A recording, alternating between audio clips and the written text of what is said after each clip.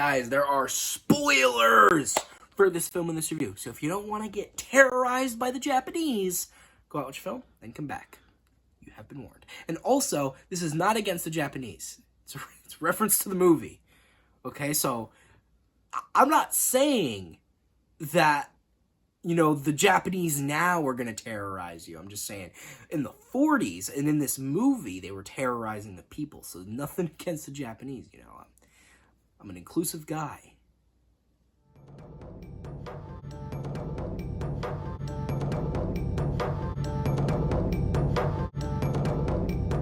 Hello, weary travelers, and welcome back to the Temple of Kung Fu. As always, I'm your host, the Shaolin Kid, and tonight's tale is...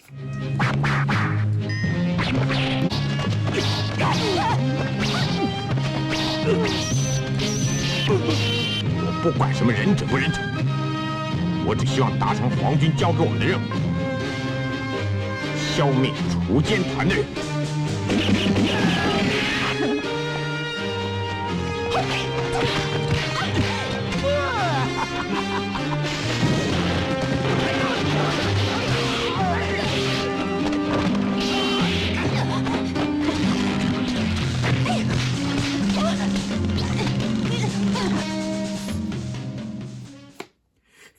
Challenge of the Lady Ninja, released in 1983, directed by Lee So-nam, starring Loretta Yang. It is a kung fu thriller, I think. That's what it's considered by some people. And this lovely version that we have here was released by the lovely folks at Error 4444. Error 4444. Thank you very much. This is very nice. It's a deluxe edition. Got a nice big box here. It's very nice. We got 2 covers on the side. It's very fancy. I very much like it. Support Error 4444. They release good stuff like this. Either way, with that being said, I will say that I enjoyed this movie. I thought it was really fun. Now, is it necessarily good in the story department? Not really. It doesn't really make a lot of sense. There's a lot of, plot holes, and there's a lot of derivatives. It's just not a great story. But, are you really watching a kung fu movie for the story? They're all basically the same. Not all the same, but they have the same formula. The main character needs to take down the bad guy and get revenge, and the bad guy is a dick. They're always a dick, and you always hate them, right? But actually, they do a little switcheroo this time. The guy who you think's the bad guy the whole time, it's like, no, he's actually a good guy working for the good guys, who's actually like a spy. And then they kill him right afterwards. But the real villain of the movie kills him immediately afterwards, basically. 5 minutes later. And the real villain of the movie, he's a dick. At the beginning of the movie, he's basically like, oh, she's Chinese. She can't be a ninja. This is Japanese school. You can't do that. She's a woman. Women can't be ninjas. Right? And he was just a dick for the first 10 minutes. We don't see him for the entire rest of the movie. And at the end, it's oh, he actually happens to be a fucking bodyguard for a Japanese general. Just for some fucking reason. He was at a martial arts school, and now he's just the elite bodyguard to a random Japanese army general. And then, of course, 20 minutes later, they kill him in an epic duel where he burrows into the ground like a fucking sandworm. We'll get there, okay? We will get there. But, obviously, I do have a couple issues with this film. Not to say I didn't enjoy it. There was just some stuff about it that I wasn't a huge fan of. Now, one of the things was, the really awkward, half-naked montage scenes that this movie was, in the middle of it. It was, bountiful. I feel because there was, 4 lady ninjas in the movie. They were, a squad. Right, trying to take down the evil guy who wasn't actually evil, but they thought he was evil. Traitor to China, but he wasn't a traitor to China. And they were I guarantee, I think most of the scenes they were in a bathing suit or in underwear. right? Which I understand. This is an exploitation movie, so they gotta keep those eyes glued to the screen. Look at the titties, right? Look at the women. Look at the women. You got all the women on the screen. You'll totally keep watching the movie, and you'll give us your money, right? That's why they have that on there. It's eye candy, and of course, it's intentional. I just think it's weird, and I don't really like it. I just thought it was kind of uncomfortable. Honestly, I'm like, can we just get to the next scene, please? Like, put a shirt on, goddamn. Either way, I'm just saying that I wasn't a huge fan of that. And there's another thing that I guess is a little bit of a nitpick, but one of the lady ninjas is killed in the movie. Only one of them, though. Which surprised me. I expected more of them to get killed. Honestly, there was like this prostitute that was like, she wasn't really a ninja, really. She wasn't much of a fighter at all. She was just kind of like, but she had her practicalities, right? She had street smarts, you know? She was able to like think quick on her feet. But she wasn't much of a ninja, really. But I expected her to die, and she didn't. And the one that did die was like a tougher one. You know, she had like a headband, I think. And when they kill her, though, even though she's like one of the central, like she's one of the lady ninjas in the title, right? Challenge of the Lady Ninja, she's one of them. And she just kind of unceremoniously gets beaten to death. And it's just like, oh. So there was a guy who's like the most toughest, the most, you know, scary, evil, powerful bodyguard. He gets killed by being stabbed in the back in the heart. Like in 10 seconds in the like in one of the final battles. Either way, they're like torturing her with this weird like wheel of torture, right? And then the guy who's you think is evil but isn't evil beats her to death after she calls him a traitor, and then he just goes and he beats her to death, and she dies, and then he walks away. And then the dude with the scorpion tattoo just like feels like he puts his fingers under her nose, and he's like, oh, she's dead. And he goes, okay. And then it's it. That's the last you see of her.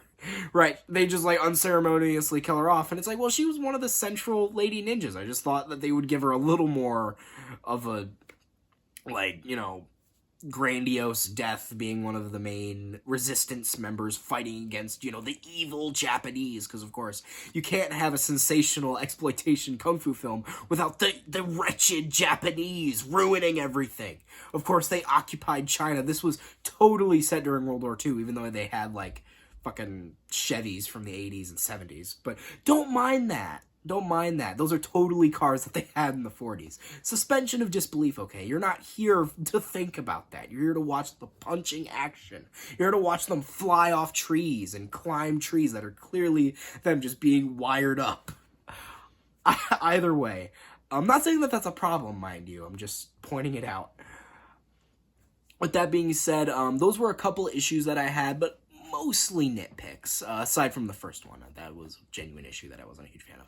Either way, what I mostly enjoyed, obviously, was the fighting. You know, the kung fu action, the kung fu fighting, of course, was probably the best part of the movie, because there was a plentiful amount of it, right? This film was so full of action, and it was always unique. While, again, there was some, like, weird stuff. They had, like, a fight scene with one of the evil, like, bodyguards of who you thought was evil guy, who was actually a spy. They had, like, they were in, like, a wrestling ring, and they had, like, straight up, like, professional wrestling gear on, basically.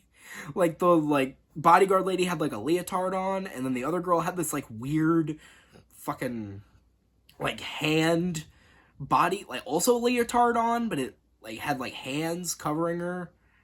It looked really weird. I liked it, but it was really weird looking. She never wore it ever again in the movie, mind you. She was like that one random scene. Not random scene, but that one scene she wore this weird-ass bodysuit, and never again. And they just kind of like wrestled and like slipped around in a wrestling ring. One thing I really liked about that scene, though, was she was on a... So they were fighting, and then the main girl, she had the evil bodyguard lady, and she slammed her face up against a pole, and like blood splattered like twice when she hit her on the thing. And it actually looked really good. They probably had like a blood pack set up there, and she slammed her head on it, and it actually like splattered under her head too, so it actually looked like she had like got cut open from it. It actually looked really good. I liked it. It was a good little effect. And the whole movie was just full of stuff like that. Like in the final fight with the evil, like, asshole Japanese dude that was like a dick to her at the beginning of the movie and killed her fiance, who also happened to be the guy that they thought was a traitor and was evil, but he was actually good. He killed him because it was a setup, because they suspected that he was a spy the whole time. So they had a decoy. So they had this whole plan. There was this Japanese general that was visiting for like a celebration or whatever. And they were like, oh, we're going to kill him. We're really going to put one over on the Japanese. But the Japanese were like, aha, we're going to put one over on you. Because we knew you had that plan, right? And we're going to test his loyalty. And you failed. And then they, like, beat his ass and they kill him. So, of course, she's like, I must get my revenge. Because it's a kung fu movie, of course. Got to get your revenge. So then they have a final battle in the forest. And actually, it was a lot quicker than I thought it was going to be. Like, you know, usually, like, a final fight with the main villain in a kung fu movie lasts, at the very least, like, 10 minutes, right? It at least goes, like, 10 minutes. But this one was maybe 5, right? Maybe even 4. It really didn't go that long. And I think it's very funny. Like, usually during these fights, of course, the villain, they're, like, making the villain the most hammy, like, comically evil as possible. Like, ha ha ha ha, you can never beat me. I am way stronger than you will ever be. You will never defeat the likes of me. And then, like, 5 minutes later, they get their head blown off or something, right? But that's, like, a couple minutes after they kick the main character's ass for a little bit. She never gets her ass kicked, really, in the final fight. Like, yeah, they go to, like, a standstill a couple times, but she kind of outsmarts him a little bit. So, like, so he says, he's like, I would never fight you if I didn't, no, I didn't. 2 hours later. He said, I wouldn't have invited you here if I thought you could beat me. And, like, then he, like, burrows into the ground and he, like, scurries through it like a worm, like a fucking little mole. And then, I can barely see what's happening. Like, he drags her down. And then, like, basically, like, he says, you can never beat me. And then 10 seconds later, he fucking explodes and bits of him go over across 200 square feet of that entire field. And it's just like, well, looks like you got a little overzealous, buddy, with your little earthworm plan. I don't really know what the plan with that was. But she planted a bomb on him, and it was so quick at first, I didn't even know what was going on. He just shot up out of the little burrow that he made him, and he just exploded. It was very funny, but also kind of caught me off guard a little bit. And that's why it was funny. Because it was just all so sudden. Like, he said, you can't beat me, and then, like, 10 seconds later, he explodes. Either way, I'm just kind of rambling, but I do think the film was overall a really fun time and really enjoyable. And, of course, typical Kung Fu film fashion, right after the villain is killed, it just ends. There is no falling action, right? It's just like climax and we're done. We're going home, right? But there was no freeze frame ending. It ended on a black screen. It was the end. In front of a black screen. There was no freeze frame ending this time, which is very unfortunate. Won't stop me, though. Either way, would I recommend this film? Yeah, if you're a Lee So-nam fan, if you enjoy his films, which he has made many that I recognized and have seen, I think there's a lot of enjoyment to get out of this. If you like Loretta Yang's work, I think there is a lot of enjoyment to be had from this film as well. Or if you just like Kung Fu films, there's a lot of enjoyment, so I would recommend this film. It's just a fun action movie. It's like just detached from all that. Either way, what would I rate this film? I think on a personal enjoyment level, I would rate it a 7 out of 10. And, yeah, I think I've said what I need to say. I think I've said my piece. So, guys, thanks for stopping by the temple. Really appreciate it, and I hope you liked this video. Share it with friends, subscribe, turn those notifications on, comment up below if you liked it. And I've been the Shaolin Kid. Buddha be praised. Freeze frame ending!